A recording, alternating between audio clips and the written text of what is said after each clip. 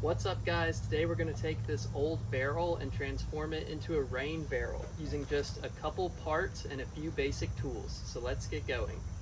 You can get these barrels from a wide variety of places like business owners. My personal favorite though is Facebook Marketplace.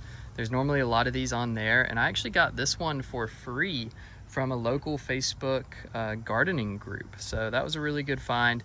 The biggest thing though is you're just gonna want to check what was in them. Obviously we don't want to use a barrel that might be contaminated with herbicide or just something really rough like brake fluid or something like that. This one just had a food preservative in it though, so we are good to go on that front.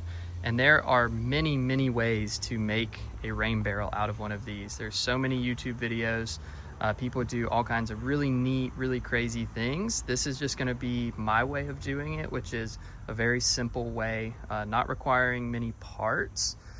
But to get started with my way, we are actually going to take this whole top off. So I've seen people do cool things where they alter these plugs to take plumbing connections and things like that. But the simplest way I've found is just to take the whole top off. So we're going to get a jigsaw now and take care of that.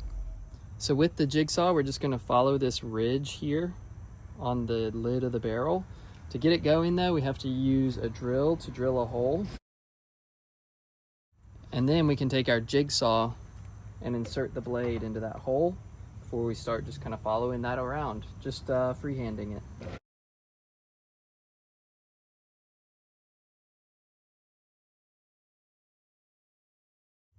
All right, and there we go. Tops off the barrel. You can just discard this whole thing. So one of the reasons I like to do my rain barrels this way is it makes it super easy to rinse them out, both when you're first setting them up and also as time goes on they get sludge and stuff in them. This makes it super easy to just, turn them over, spray it out with the hose, which we're about to do, and very easy maintenance first trying to do it through one of those 2 holes on the lid or just like a hose size hole. The only other thing we need to do on the lid is this little rim here will catch water and have just a little pool of water around the edge. So we'll just pop a few holes in that rim there, and then any water that lands in it will drain down into the rest of the barrel.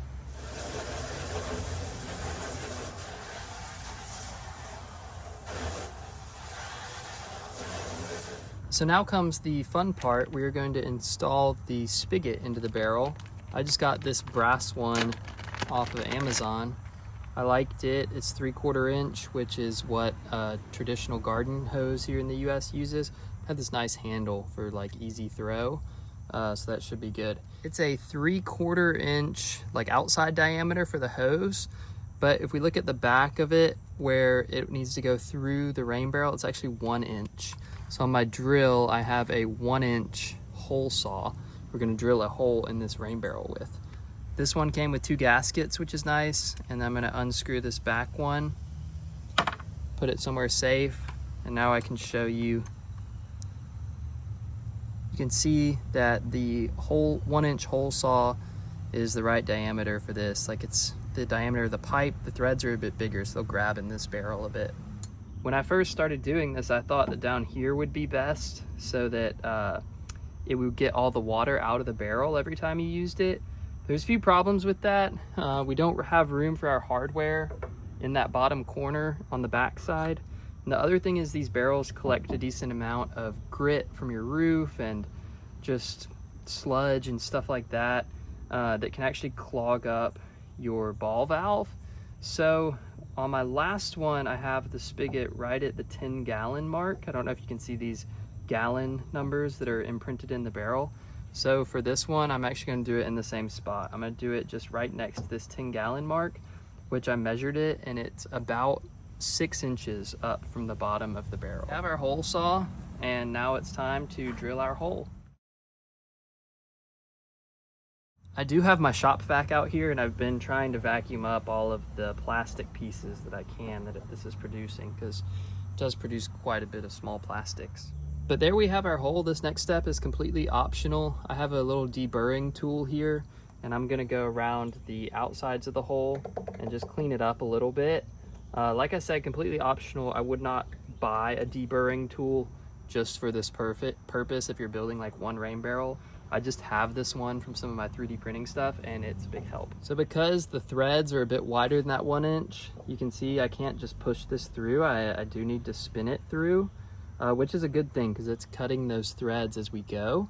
To make sure that it doesn't leak though, in addition to the gaskets that are on here, I'm going to wrap some plumber's tape or Teflon tape around these threads, and you want to wrap them in the direction where when you spin it in, it's tightening that tape. The tape's not going to come off.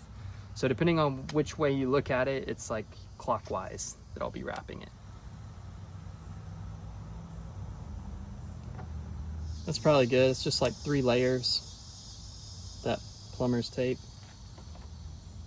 And now we can screw this thing in for real. Perfect. And another perk of cutting that whole top off the barrel is it's really easy to get this gasket and backer into the spigot. Okay guys, I got that on there and I tightened it as much as I could because you really want to squish those gaskets, make like a sandwich with them so that these things won't leak. And as far as hardware, I'm not doing anything else on this barrel. The only other piece of hardware you might want on one of these is an overflow, and this is an overflow that I can hook a hose to and run it away from my house. You definitely want an overflow on one of these barrels if it's near your house, and I'll link this little brass piece. This is actually really easy to put on. You drill the hole the same way, and this one you don't even have the gasket and the backer to deal with. It just kind of screws in to the plastic itself. The reason I'm not putting an overflow on this barrel is because it's going to be lined up with this one. My next video is actually going to be me hooking them together, so we only need one overflow for the system. But if this was going on a different corner of my house, I would certainly add one of those overflows near the top here. Since we have this big gaping hole in the top, people always wonder about leaves getting in it, but more importantly bugs. We do not want mosquitoes to breed in this. I used to use window screen to close these off, but they actually make rain barrel covers now. So this is super nice. It's got a drawstring, and I can just put it over there and then cinch it up.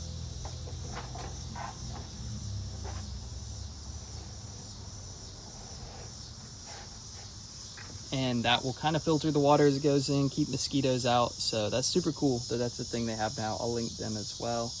And you might have seen that on that barrel that's in use that I showed. All right, but that is it, guys. We've turned a junk barrel into a fully functioning rain barrel. Please give this video a like if it helped you out on making your own rain barrel, and be sure to subscribe if you want to follow along for more rain barrel projects and to keep tabs on the garden this summer.